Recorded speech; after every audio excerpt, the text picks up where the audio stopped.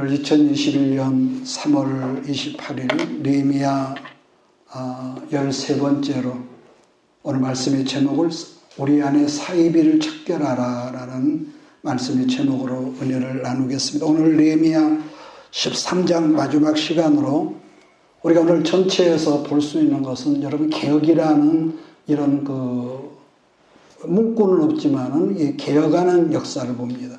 그러면 여러분 이 개혁이 뭘까? 혁명이라고 하는 것은 어느 때나 기존 체제를 완전히 뒤집어 엎어버리는 것을 혁명이라 하지만은 개혁은 뭐냐? 새롭게, 다른 말로는 깨끗하게 하는 거, 좀 더 현실적으로 하면 리모델링 하는 거, 이렇게 하면 좀 와닿을지 모르겠어요. 그러면은 개혁의 의미가 뭐냐 그랬을 때에 여러분 이 땅의 모든 것은 지금 여러분과 내가 깨끗해져 있을지라도 여러분 또다시 더러워질 수 있다는 걸 전제하는 것에 대해서 개혁이라고 말하는 거예요. 누가복음 4장 13절 말씀 보면은 예수님이 공생애를 시작하기 전에 40일을 광야에서 금식하면서 시험을 받지 않습니까? 이 시험이 끝난 다음에 뭐라고 누가복음 14장 13절이 되어 있냐면은 마귀가 모든 시험을 다한 후에 그 다음에 얼마 동안 떠나니라는 그런 문구가 있습니다. 이제 모든 시험이 끝났다는 말이겠느냐? 그게 아니라 또다시 있다는 것을 의미하는 거죠. 여러분 그렇습니다. 우리들이 어떤 한 시험을 잘 끝냈다고 여러분 하더라도 여러분하고 내가 이 땅에서 육신을 입고 있는 이상 시험거리는 여러분 어쩔 수 또 온다는 거예요. 그러니까 방심하면 또 온다.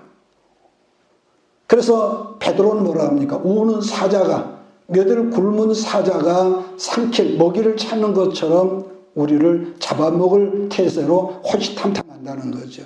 그래서 오늘 말씀의 제목처럼 첫 번째 비슷해 보이는 것들이 더 위험하다. 오늘 사이비거든요. 본문 성경 1절로 3절에 보면 모압과 암몬에 대한 가나안 이 말씀을 하필이면 이 봉헌식 때 지금 이 말씀이 있단 말이에요.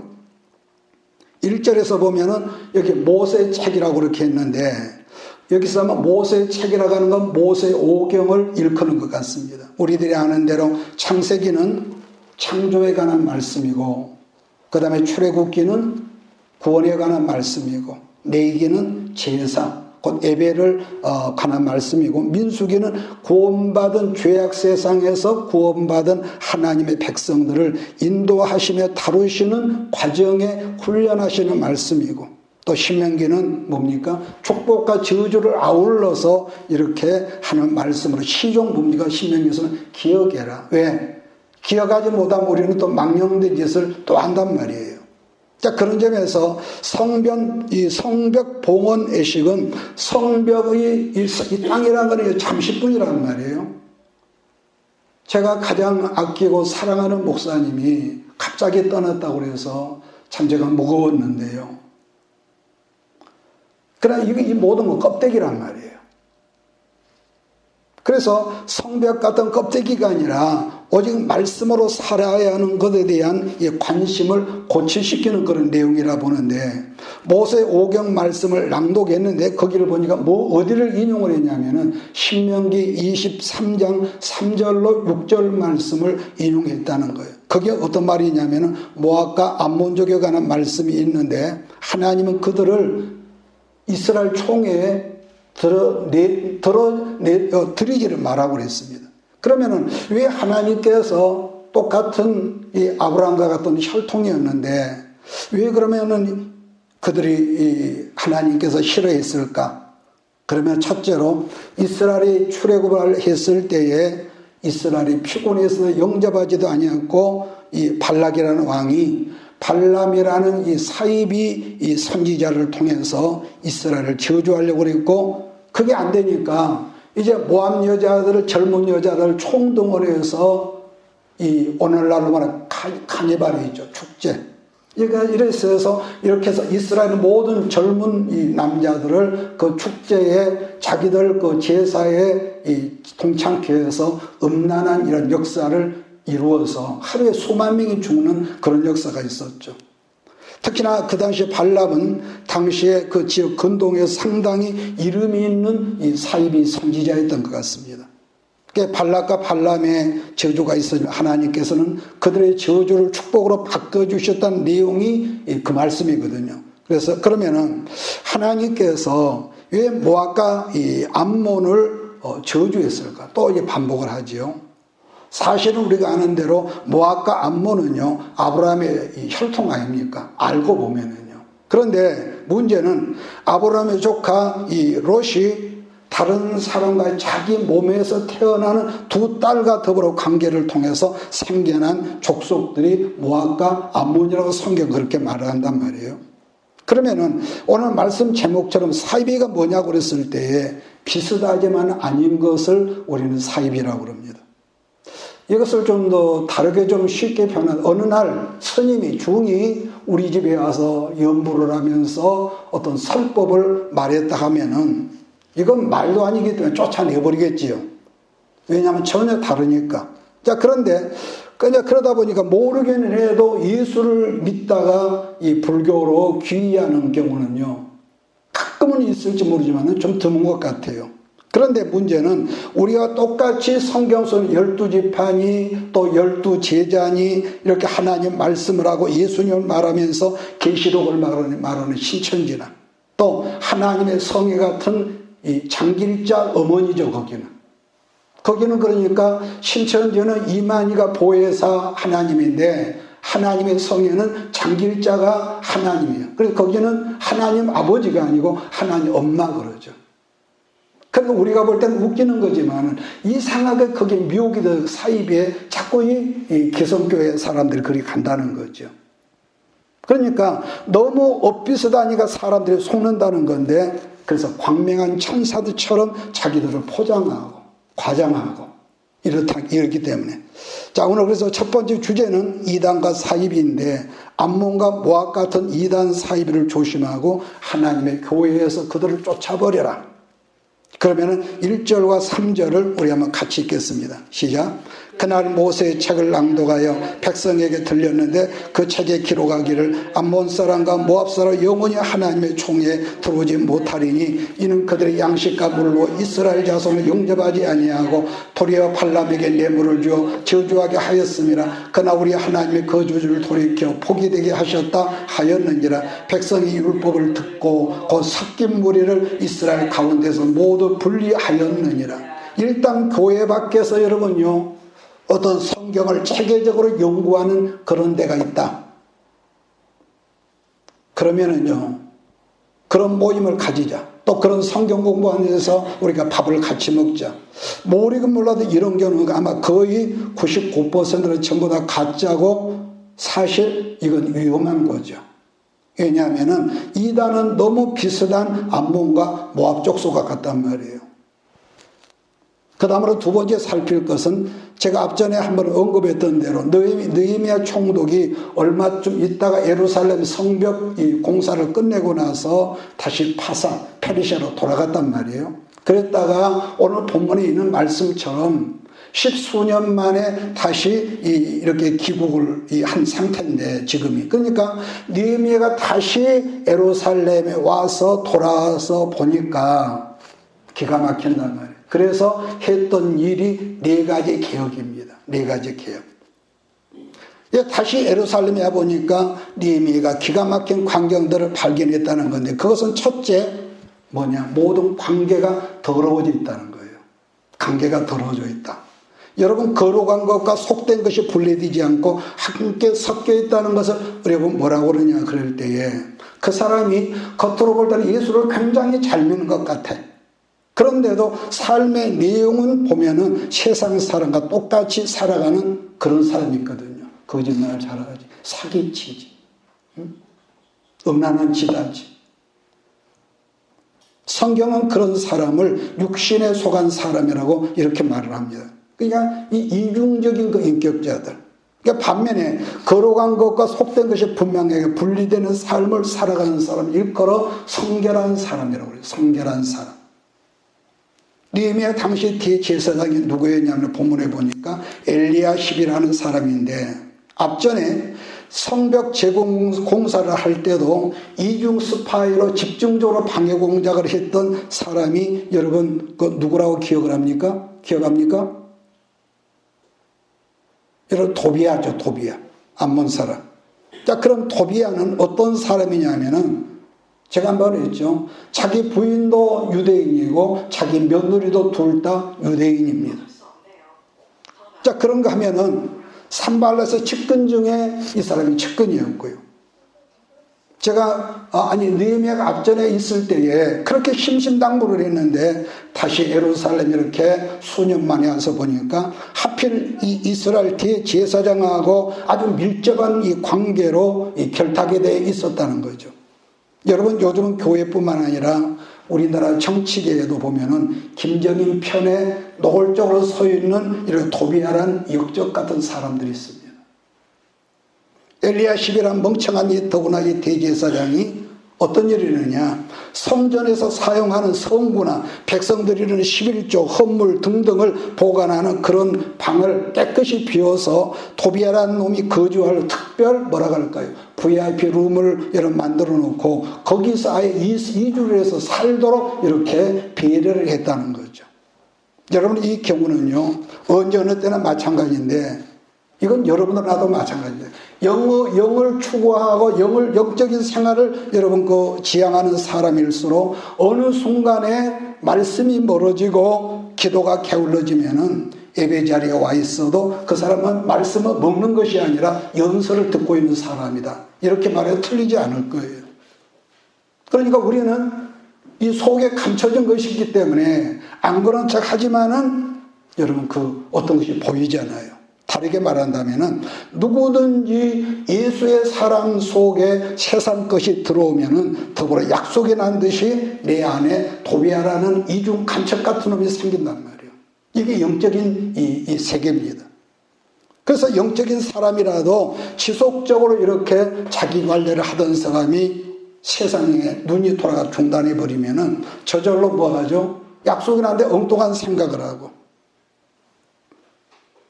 그러다가 어느 순간에 턱한 문제가 생겨서 내가 이래서는 안 되겠구나. 그걸 개혁한다 그러거든요. 그런데 다시 오지만은 유턴을 하지만은 제자리로 돌아온다는 것은요 말처럼 쉽지 않습니다. 지금 모든 교회들이 코로나 때문에 교인들이 거의 아주 상당히 줄었다고 그래요. 그러면은 이 코로나가 완전히 면역력이 생겨지고 회복된다고 하더라도 과거처럼 1년, 2년 전처럼 교회가 회복될 거냐? 어림도 없습니다. 안 됩니다. 왜냐? 이 하나님의 사람은요, 이상하게 멀리 갈수록 하나님께 되돌아오는 길은요, 그만큼 힘들고 어렵죠. 그러니까 평소에 어영부영하고 그런 사람 안 그러는데 뭔가 이 구원의 의미를 알고 말씀의 이 떡을 먹은 사람들은요 일단 갔다가 돌아오려면요 만만치가 않아. 자, 그 다음은 약속이나 한 듯이 내게 따라오는 것이 뭐겠습니까? 그래서 하나님은 오늘 이런 말씀의 개혁인데 우리를 온전히 개혁하게 하려면은요 뭐가 있겠습니까? 반드시 어떤 이상 풍파가 있습니다. 통파가 꼭 있습니다. 제가 이제 한번 어린아이들 성장통이라는 말을 했죠. 아이가 클 때는 어떤 또래단 뭐가 없는데도 괜히 끙끙 아프면서 그렇게 힘들어한다는 거죠. 조금 말씀이 어긋났지만은요. 물론 누구이나 다 그런 것은 아니겠지만은 그래서 우리는 어떤 사건을 통해서 내가 깜짝 놀래고 그 문제에 대해 끙끙대고 잠을 못 자는 그런 우리가 일을 통해서 나를 들여다보고 내가 이래서는 안 되겠구나. 거기서 내 스스로 말씀에 의지해서 우리가 개혁이 돼가는 거죠. 왜? 우리는요 큰 풍파 일어나 세상 줄 끊으며 가는 것처럼 어느 때나 마찬가지입니다. 어느 때나. 그래서 풍파를 통해서 개혁다고 개혁이 되는 거고요. 물론 풍파를 통해서 완전히 망하는 길로 가는 사람도 있지만 이 경우는 목사나 평신도나 여러분 하나님을 바라보는 사람 똑같다고 저는 봅니다. 그 겉모습은 멀쩡하지만은 사람은 여러분도 이렇게만 나도 내 안에 뭐가 있느냐 숙주나물 같은 이런 이 변질되기 잘 되온 이런 게 있단 말이에요. 금방 변질됩니다. 이 말을 좀 바꿔 성경적으로 이스라엘이 40년 동안 기적 속에 그들이 살았지 않습니까? 어젯밤에 부부싸움을 했던, 도둑질을 했던, 아침이면 영락없이 만나가 내리고 반석에 솟아난 물을 먹습니다. 뿐만 아니라 밤에는 불기둥으로 그들을 지켰고 낮에는 구름기둥으로 시원한 그늘 속에서 40년을 여러분 광야에서 살았죠. 그렇게 40년을 실족일 가서 살았는데, 자, 이 말씀을 앞으로 좀 당겨가지고 그들이 이스라엘에 여러분 출애굽해가지고 나왔을 때에 한 번은 모세가 여러분 말씀을 받기 위해서 호렙산에 올라가지 않습니까? 40일 동안 산 위에 있을 때에 거기 있다가 내려왔는데 어떻게 되느냐? 그 40일 지도자가 없는 가운데서 영적인 바이러스가 이스라엘 온 공동체 집단 감염이 되어서 금송아지를 만들어 놓고, 이 금송아지가 우리를 애굽에서 이끌어내는 하나님이라고 하면서 큰 카니발 축제를 벌이고 있는 현장을 우리는 성경에서 보았단 말이에요. 여러분, 찬양도요, 나는 결코 변치 않으리, 그 노래했죠. 아무리 여러분 내가 변치 않으리 여러분 노래하지만은 빛이 멀어지면, 뭐가 멀어지면은, 빛이 멀어지면은요, 어둠은 저절로예요. 이건 내가 좋고 나쁘고 이런 의미가 아니에요. 왜냐, 우리는 온 종자가 돌감나무거든요. 그래서 우리는 예수 그리스도가 요한복음 15장에 있는 것처럼 말씀의 진액을 끊임없이 공급받지 않으면은 우리는 그냥 변질될 수밖에 없는 돌감나무란 말이에요. 자, 4절, 9절 같이 또 읽습니다. 시작. 이제 우리 하나님의 전의 방을 맡은 제사장 엘리야십이 도비야와 연락이 있었으므로 도비야를 위하여 한 큰 방을 만들었으니 그 방은 원래 소재물과 유향과 그릇과 또 레위 사람들과 노래하는 자들과 문지기들에게 11조로 주는 곡물과 새 포도주와 기름과 또 제사장들에게 주는 거제물을 두는 곳이라. 그때는 내가 예루살렘에 있지 아니하였느니라. 바벨론 왕 아닥사스다 32년에 내가 왕에게 나갔다가 며칠 후에 왕에게 말미를 정하고 예루살렘 이르러서야 엘리야십이 도비야를 위하여 하나님의 전뜰에 방을 만든 악한 일을 안지라. 내가 심히 근심하여 도비야의 세간을 그 방 밖으로 다 내어 던지고 명령하여 그 방을 정결하게 하고 하나님의 전의 그릇과 소재물과 유향을 다시 그리로 들여 놓았느니라라고 말씀하고 있습니다. 그러니까 지금 읽은 말씀이 느헤미야가 돌아와서 했던 첫 번째 여러분 개혁이거든요. 두 번째 개혁은 신앙이 뜨뜻미지근해지니까 이스라엘 사람들이 뭐가 있었습니까? 11조 생활이 끊어진 거예요. 11조 생활이. 말라기에 있는 말씀대로 도둑질을 한 거죠. 제가 그저께 어떤 목사님 만나서 대화하다가 자기 교회에 그런 분이 있대요. 평소에 꾸준히 이 11주 생활을 잘 하는데 부수입으로 들어온 경우는 그건 안 해도 되는 것처럼 안 한다. 그래서 하는 말이, 김 집사, 내가 당신 주머니에 내가 돈이 욕심나서 하는 말이 아닌데 하나님 앞에 11주 생활은 정직하게 해라. 이것은 드리고 저것은 안, 그건 안 맞다. 그런 말을 하면서 여러 번 제가 여러 가지 대화를 했습니다만은요. 여러분, 어떤 모로든지 하나님의 사람이 하나님의 11조를 도둑질하면은 그 사람의 재정이 그때부터 더러워집니다. 이건 내 말의 성경적인 말이거든요. 깨끗해질 않아. 허경영이라는 이분이 그런 말을 했죠. 대한민국에 돈이 없어서 외국 차관을 빌려다 쓰는 것이 아니라 이 나라에 도둑놈들이 많아서 훔쳐가니까 이 돈이 이 정부 재정에 부족한 것이라고 그분이 공공연하게 했던 말이거든요. 여러분, 그렇습니다. 하나님께서 주신 모든 재정들이 더러워지면 어떤 모로든지 도둑놈이 생깁니다. 어쩔 때는 진짜로 도둑을 맞아서 우리가 손해를 볼 때도 있고, 어떨 때는 질병일 수 있고, 또 어떤 때는 이 사기를 당한다든지 아니면 누구처럼 세금으로 몽땅 빼앗긴다든지. 자, 그러한 내용들이 10절부터 14절 말씀까지거든요. 제가 그 유튜브를 가끔 요즘은 봅니다만 거기 보면 어떤 사람이 아주 어려운 사람이야. 11조를 하지 말라고 당부하는 그런 동영상이 있더라고요.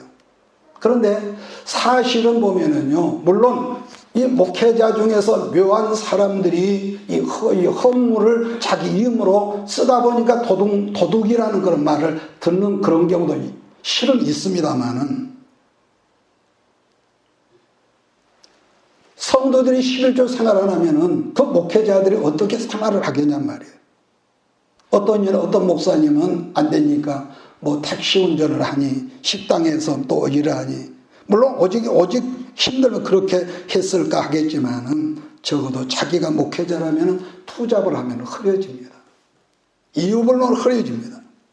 자, 본문에 이 느헤미야가 이 사실 민장들을 데려다 꾸짖었다고 그랬거든요. 그러니까 지금으로 말한 민장이라는 교회 중직들을 의미하는데, 여러분 이유불문 말씀과 기도가 예배가 허물어지면은 어느 순간에 예배는 참석할지라도 예배가 별로 의미로 와닿지 시시해집니다. 집중을 못하고, 그러다 보면 뭐가 있습니까? 인간적인 헛생각이 자꾸 드는 거죠. 그런 사람이 하나님 앞에 정직한 신앙생활이 가능하다. 저는 그처가 아니라고 말합니다. 여러분 모든 게 다 중요하죠. 우리 삶 속에서 중요하지 않는 것이 뭐가 있겠습니까만, 가장 중요한 관계인 하나님과의 관계, 곧 대신관계가 무너지면은요, 그게 형식적이면은 우리는 저절로 약속에 난 듯이 세상에는 어떤 물결이 여과 없이 들어옵니다. 여과 없이. 그래서 하나님은 시시때때로 사랑하시기 때문에 어떤 아픔을 통해서 그 사람을 개혁해 나가시는 거죠. 13장 10절로 14절을 제가 읽습니다. 내가 또 알아보니 내 사람들이 받을 몫을 주지 아니하였으므로 그 직무를 향하는 내 사람들과 노래하는 자들이 각각 자기 방으로 자기 밭으로 도망하였기로 내가 모든 민장들을 꾸짖어 이르기를 하나님이 전이 어찌하여 버림받아 되었느냐 하고 곧 네 사람을 불러 모아 다시 제 제자리에 세웠더니 온 유다가 곡식과 새 포도주와 기름의 11조를 가져다가 곡간에 들이므로 내가 제사장 셀레마와 서기관 사독과 네 사람 부다야를 창고지기로 삼고 마따나의 손자 삭구리 아들 하난을 버금으로 삼았나니 이는 그들이 충직한 자로 인정됨이라. 그 직분은 형제 들에게 분비하는 일이었느니라. 내 하나님이여 이 일로 말미암아 나를 기억하옵소서. 내 하나님의 정과 그 모든 직무를 위하여 내가 행한 선한 일을 도말하지 마옵소서. 아멘. 다 마찬가지지만은, 그래서요, 이렇게 말씀한 나도 지금까지 해오던 어떤 기존 어떤 방식에서 새롭게 여러분 개혁해 나간다면요, 내가 인기가 있을까요 없을까요? 인기가 있을까요 없을까요? 말은 우리가 쉬워서 인기가 있죠 그러겠죠. 아니요, 전혀 그렇지가 않습니다. 요즘에 제가 보면 그러죠. 그런 분들 봅니다. 어떤 그 지도자들이나 목회자들이, 사람들은 내가 이렇게 하면은 저 사람들로부터 내가 얼마나 지지를 받을까? 지지를 받지 못할까? 오직 거기에 그 사람에 대한 생각이 많지, 내가 이렇게 하면 우리 하나님께 기뻐하실까? 아니면은 서운해 하실까? 이런 개념은 점점 없어지는 것 같아요. 없어지는 것 같아요. 본문에서 느헤미야가 개혁하는 것을 아무도 지지하지 않았다는 거죠. 좋아하지 않았어. 왜? 자기 기본 틀을 깨버리니까. 그래서 아까 처음에 말한 대로 사실 개혁이라고 하는 것은요, 영적이나 우리가 가정생활도 새롭게 개혁한다는 것은요, 외롭고 고독하고 힘들어하는 것이 개혁입니다. 알고. 그런데 개혁해야만이 우리가 이사하려고 준비를 하면 버릴 것이 아주 너무 많아. 너무 많아. 근데 버리지 않으면 어떻게 합니까? 버리고 손해볼 때 새로운 것이, 새로운 문물이 들어오거든요. 그런데도 모든 개혁의 길을 걸었던 사람들이 그 힘들고 어려운 그 흔들리는 그런 삶 속에서 흔들리지 않았던 유일한 것은 뭐냐 할 때, 문제 힘들고 외롭고 억울하고 도전받는 그 문제 속에 있을 때에 모세가 사사건건 하나님 앞에 엎드렸던 것 같이 자기의 외로운 힘듦을 가지고 하나님께로 나갔기 때문에 그들이 온전한 개혁자로 여러분 서 있더라는 거죠. 그러므로 여러분이 알아듣든지 못 알아듣든지 간에 모든 하나님의 사람의 최고의 격려는요, 여러분하고 내가 엎드려 있을 때에, 엎드렸어요. 그게 뭔지는 모르지만은 내가 잠시 하나님께 엎드리는 습관, 예수님도 습관을 따라서 기도하러 가셨다고 하는 것처럼 그 거룩한 습관이 있을 때에, 지난 시간에 그랬나요? 내가 하용재 목사님 그 조카가 그 엄마가 그 꼬마를 저녁에 잠잘 때마다 항상 손잡고 무릎 꿇고 안고 기도하고 아이를 축복하고 그런 이 영성적인 역사가 아이에게 있어서 어느 날 밤에 꿈을 꾸고 나서 그렇게 미워하던 자기 외삼촌을 갑자기 180도 변해서 목사님 오세요. 이렇게 겸손하게 대해달라는 말을 제가 잠깐 들었는데요. 그러므로 여러분, 우리는 똑같지만 우리가 다른 게 뭐가 있어요? 내가 여러분 앞에 높은 자리에서 내가 큰 소리 하지만은 똑같은 것, 우리가 전혀 다르지 않다. 단지 우리 안에 그리스도 예수의 성령님이 계시할 이 공간이 우리 안에 있단 말이에요. 어디에 있는지는 모르지만은 그 에너지가 떨어지면은 뻘소리하고 있고, 딴짓거리하고 있고, 헛생각하고 있고. 그래서 바울이 말한 겁니다. 시험이 들지 않게, 예수님도 시험이 들지 않게 깨어 기도하라고요. 왜냐하면 아까 언급했지만은 우리가 본래 종자가 좋지 않거든요. 겉으로 넥타이 매고 화장하고 멋지게 폼 잡아도 우리는 종자가 본래부터야 하나님 앞에 불량품이었는데 예수 그리스도로 말미암아 하나님께 나왔단 말이에요. 그러므로요, 끊임없는 이 건강한 관계를 주님과 우리가 맺지 않으면 세상이라는 바닷물이 얼마나 자연스럽게 교회 안으로 흘러들어오고 여러분 심령 속에 흘러들어온다는 것을 여러분 잊어서는 안 될 겁니다. 왜냐? 우리는 지금 말한 대로 그걸 내가 놓고 김장에 끈을 놓아버려요. 금방 우리가 딴짓하니까. 제가 그전부터 잘 아는 어떤 분이 있습니다. 만나면 꿈이 대단해. 온 세상 교회를 선교하고 막 아주 꿈이 굉장해. 그러면은 내가 부럽죠. 얼마나 또 말이 그럴듯한지. 그런데 중요한 것은 제가 그분을 아주 10여 년이 됐지만은 내가 그분이 무릎으로 기도하는 어떤 그런 모습을요, 지금까지 본 적이 없어. 본 적이 없어. 지금도 여기에 떼돈을 보려고 눈을 부릅뜨고 다닌다는 그런 제가 소문을 듣습니다. 세 번째로는 시간의 깨끗함을 말했는데 이건 뭐겠습니까? 시간의 깨끗함. 안식일 준수죠. 어떤 분들은 코로나로 온라인 예배가 시작된 이후에 목사님께 들은 말입니다. 주일날에도 나중에 말을 하니까 알았겠죠. 주일날에도 교회를 못 나오게 하니까 TV로 여러분 온라인 예배를 들고 난 다음에 나는 더 일하러 가면 돈 벌러 갑니다. 그랬다는 거예요. 그러니까 그 사람은 지금 굉장히 합리적인 인생을 산다고 말했겠지만은 하나님 뭐라고 할까요? 화 있을진저 그랬단 말이에요. 여러분 주일 성수란 11시에 땡그렁 나와서 예배가 아니라 주일 성수는 하루 종일 여러분 그날은 주일입니다. 주일. 우리는 착각을 하는데 예배 드렸으니까 나는 딴 데다 돈 벌러 가다. 그게 뭐 죄다 안 죄다 하기 이전에 기계도 쉬지 않으면요 뭉개지거든요. 내가 정말로 좋아하고 사랑하는 친구 목사님이 이제 가셨거든요. 아침에 새벽기도 하고 있는데 문자가 가지고 얼마나 내가 마음이 무겁던지 너무너무 건강한 거예요. 그래서 여러분 내가 늘 당부하지만은 너무 건강과 매달리고 우상 숭배한 것 같지만은 여러분 젊음도 항상 있는 게 아니니까 나는 여러분들 먹는 거, 마시는 거, 쉬는 거 자기 관리를 할 수 있는 여러분 되기를 바랍니다. 그래서 아차 그러면 이미 그다 늦거든요. 아차 그러면 늦습니다. 그래서 항상 우리는 완전체가 아니고 뭔가 육신의 영적인 에너지가 떨어지면 문제가 생기고 육신의 에너지가 떨어지면 문제가 생긴단 말이에요. 그래서 여러분 우리 에너지가 떨어지면은 약속이라는 듯이 여러분에게 이런 귀신들이 어느새 들어오고요.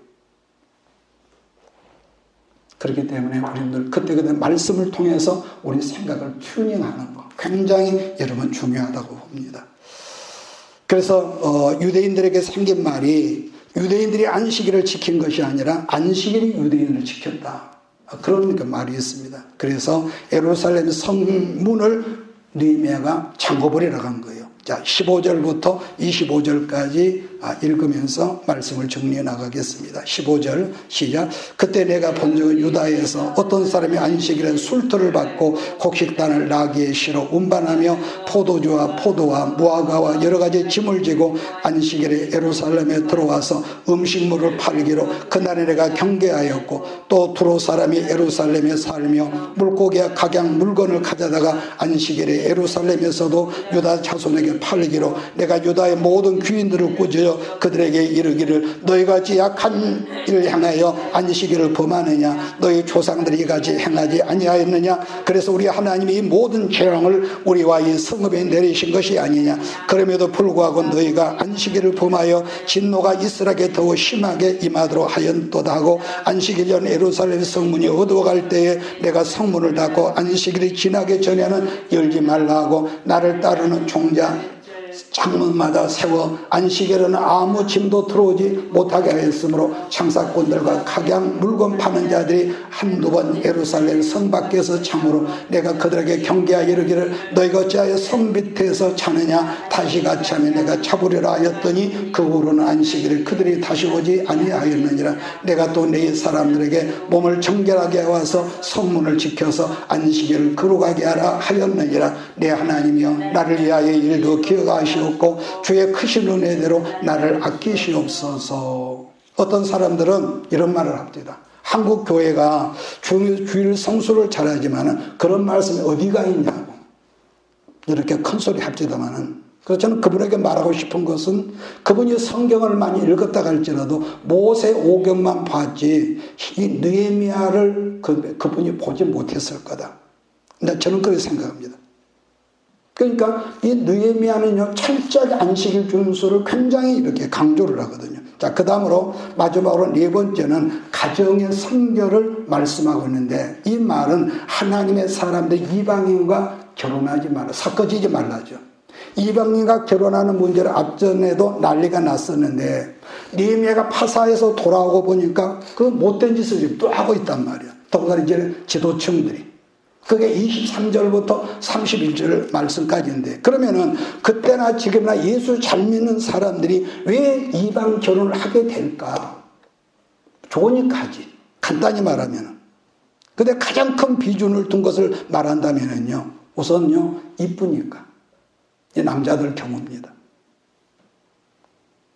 아주 오래전 옛날 얘기 같지만은 클럽이나 뭐 지금 클럽하고는 옛날 개념은 다르지만은 가보면은 거기에 있는 여러분 이 자매들은요, 굉장히 교회에서 보던 그런 여자들하고요 아주 다르죠.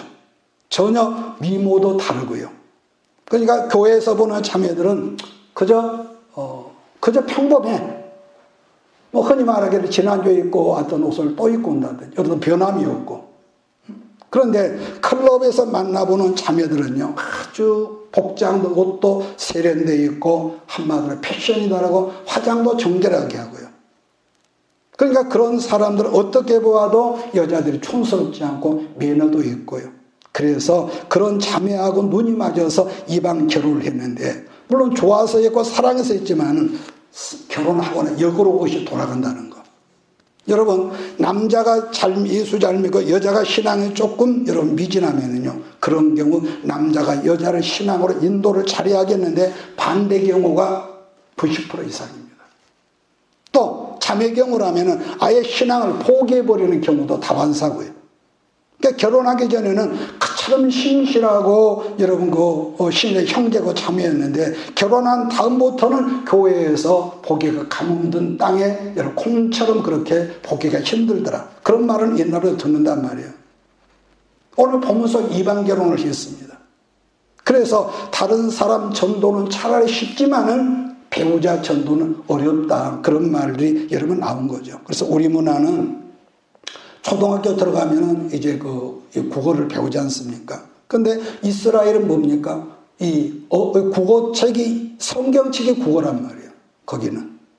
그래서 특히 히브리서 오늘 23절 4절 이방 여자들이 낳은 자녀들이 히브리 말을 못했다는 거. 히브리 말을.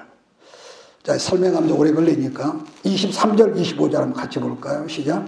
그때 내가 또 본즉 유다 사람이 아스돗과 암몬과 모압 여인을 맞아 아내로 삼았는데 그들의 자녀가 아스돗 방언은 절반쯤 하여도 유다 방언은 못하니 그 하는 말이 각 족속의 방언이므로 내가 그들을 책망하고 저주하며 그들 중 몇 사람을 때리고 그들의 머리털을 뽑고 이르되 너희는 너희 딸들을 그들의 아들들에게 주지 말고 너희 아들들이란 너희를 위하여 그들의 딸을 데려오지 아니하겠다고 하나님을 가리켜 맹세하려 하고 결국 신앙이 없는 사람과 결혼하면은요 가정이 무너지거든요. 결국은 무너집니다. 여러분 우리가 냉정하게 지옥이 만약에 없다면은 우리 예수님께 이 세상에 오실 이유가 없는 거죠. 그렇잖아요. 지옥이 없다면은 그분이 오셔서 고난당할 이유가 없었던 거예요. 육신으로 살아가는 이 세상에야 우리가 부유하게 살 수도 있고 혹은 가난하게 살 수가 있지만은 천국이나 지옥은 시간이라는 것이었기 때문에 뭐라면 거기는 영원히 한 번 들어가면 나올 수도 없고. 그래서 늘 제가 하는 말, 우리 아이들을 정말로 최고의 명문학교로 보내고 최고로 수제로 키웠다고 할지라도 내 사랑하는 아이들이 어렸을 때는 부모가 지 마음대로 하지만은 성장한 아이들을 여러분 컨트롤 하냔 말이에요.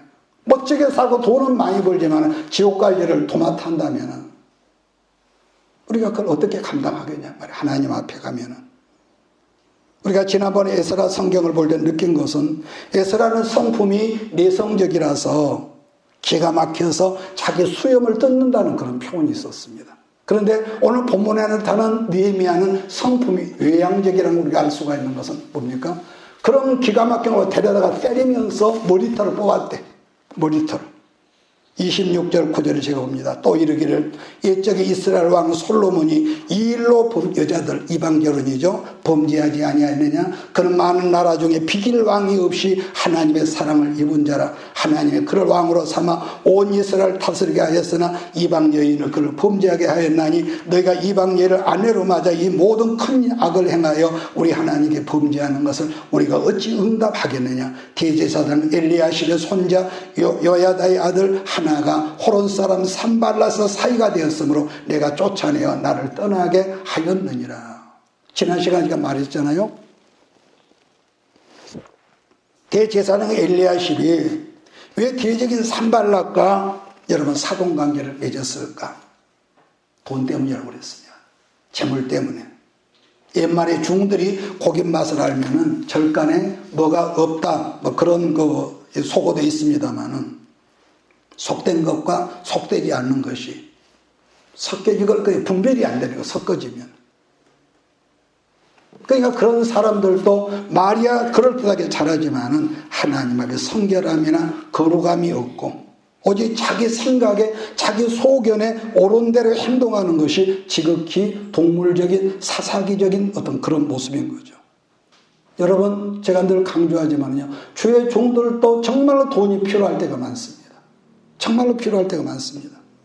같은 재물이 생겨도 교인들이야 11조 생활하고 감사하고 때문 때로는 뭐 선교도 하고 여러분 그러지만은 제 경우죠. 내 경우 우리 이 소규모 우리 교회 어떤 물질이 생기면은 일용할 양식 외에는요 다 줄을 지어 썼습니다. 써집니다.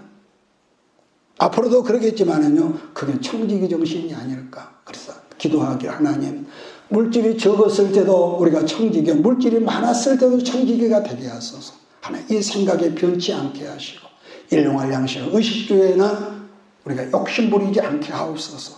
이 기도를 정말 합니다. 자, 다시 한번 우리가 29절로 31절 말씀을 읽고 오늘 시간 마치겠습니다. 시작. 내 하나님이여 그들의 제사장의 직분을 더럽히고 제사장의 직분과 내 사람에 대한 언약을 어겼사오니 그들을 기억하옵소서. 내가 이와 같이 그들에게 이방 사람을 떠나게 하여 그들을 깨끗하게 하고 또 제사장과 내 사람의 반열을 세워 각각 자기 일을 맡게 하고 또 정한 기한에 나무와 처음 익은 것을 드리게 하였사오니 내 하나님의 나를 기억하사 복을 주옵소서. 느헤미야의 성경에 발견하는 것은 모든 단계마다 하나의 특징이란 뭡니까? 하나님께 기도하는 것. 그래서 제가 이렇게 느헤미야, 에스라, 에스더 또 역대 상 이걸 보면서요 우리가 이 말씀을 우리가 살폈지만은 이 성경은 딱 두 가지인 것 같아. 크게 하면 세 가지. 말씀과 기도. 이것만 우리가 떠나지 않으면은 이렇게 말나도 여러분도 우리는 변질될 그런 확률이 아주 적어지다 저는 믿습니다. 아무리 물질이 많아도요.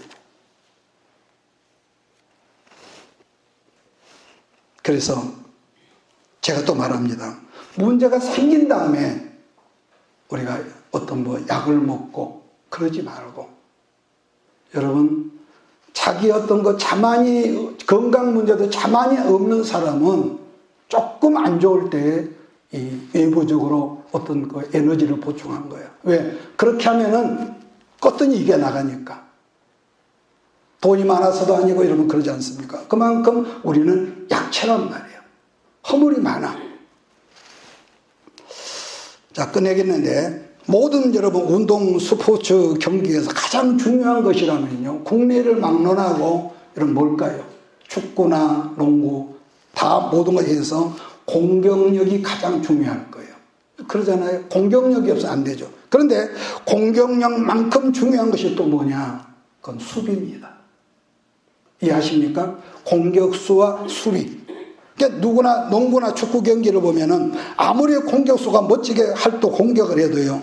어느 순간 우리 편에 수비가 무너지면은 골대는 금방 뚫리더란 말이에요. 골대는. 구약이나 신약이나 말세인 지금도 마귀가 하나님의 사람들 공격하는 최고의 무기가 뭐냐? 우리의 관계를 자꾸 삐글 치는 거예요. 부관계를 삐글 치고 하나님과 관계를 삐글 치고요. 왜? 삐글 치어 놓으면 관계를 어긋맞기는 문제가 생기는데 이게 문제죠. 관계. 또 뭐가 있냐? 시간을 건드려서 이 예배에 대한 어떤 의식이 결여되고 또 세 번째 재정 문제를 건드리고 마지막으로 가정을 건드리고 그러니까 우리가 제가 늘 하는 말이지만은 힘들고 어렵고 가난할 때는 헛생각을 안 하는데 뭔가 풀려날 때는 우리 가정에 문제가 생기더라고요. 오늘날 여러분 대다수라면 좀 어폐가 있지만은 먹고 살만한 게 이혼율이 굉장히 늘어난대요. 굉장히. 물론 이 코로나 때문에 있겠지만 너 아니어도 나 먹고 살거든. 그러니까 이혼이라는 말이 너무 자연스럽게 나오고 그 사람 예수를 안 믿느냐? 잘 믿는데도요. 가정이 어떤 걸 소중한 것이 없어. 자기 생각에, 자기 감정에. 그러다 보니까 우리의 심령 속에 사이비 이단들이 들어오고 그런 사람들 때문에 이 헛것이 들어오니까 결국 교회까지도 이단들이 판치는 것이죠. 여러분 이후로는 하나님의 교회가 멀어지고 예배가 멀어지고 말씀이 멀어지면은 여러분도 나도 우리는 저절로 망하는 길로 들어갈 수밖에 없다는 것을 여러분 명심하십시오. 명심하십시오. 천신만고 끝에 이스라엘의 가나안 땅 적경지 요단강가에 그들이 왔지 않습니까? 40년 만에 왔는데 이스라엘 12지파 중에서 누굽니까? 로벤과 각과 므낫세 반지파 사람들이 하나님께 약속하신 땅은 가나안 서쪽 땅인데 요단 동편 땅이 풀이 많다면서 그 땅을 달라고 해서 모세가 허락을 받아서 그 땅에 머물게 되지만은요. 우리가 성경을 보다 보면 이스라엘 12지파 중에서 이 2지파 반이 언제 없어졌는지도 모르게 없어져 버렸습니다. 여러분 뭐든 좋은 것일수록 변질이 잘 된다고 그랬습니다. 시종일관 관리해야 형상유지라도 되지만은 나쁜 것은요 관리하지 않으면은 저절로 나빠지더라. 이 말은 아마 제가 누차한 거예요.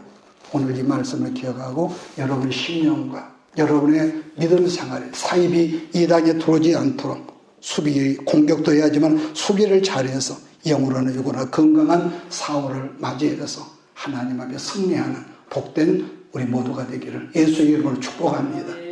거룩하신 아버지, 오늘도 우리가 느헤미야 13장 말씀을 통하여서 우리가 네 가지 아버지 하나님 느헤미야를 통해서 얻어진 교훈을 우리가 말씀의 떡을 나누었습니다.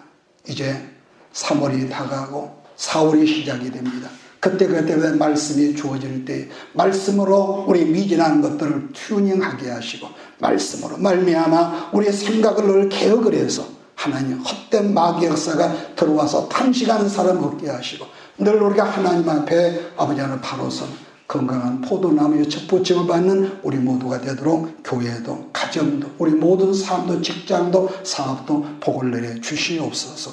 예수님의 이름으로 축복하며 기도하옵나이다. 아멘. 내가 너와 항상 함께 하리라. 내가